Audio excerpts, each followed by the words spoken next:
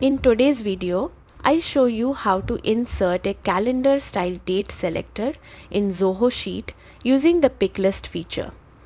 Zoho Sheet doesn't offer a built-in calendar pop-up, but with a simple pick list setup, you can create an easy and organized way to enter dates. Let's get started. Begin by going to the Insert option at the top of Zoho Sheet.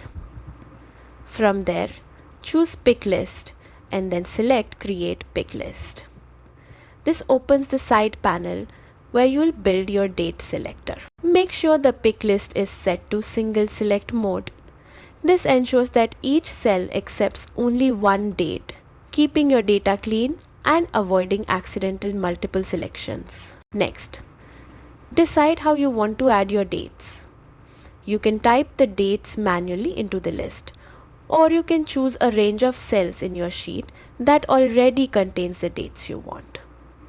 This flexibility makes it easy to customize your pick list for simple schedules or full monthly calendars. For better visibility, you can turn on the option called Display as Chip.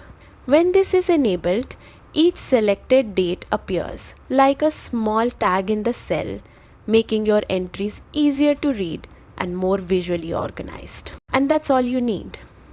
Even without a direct calendar pop-up, the pick list feature gives you a simple, reliable way to manage dates in Zoho Sheet. It keeps your data consistent, helps prevent typing errors, and makes repetitive date entry much faster. Try it out in your next project and see how much smoother your workflow becomes.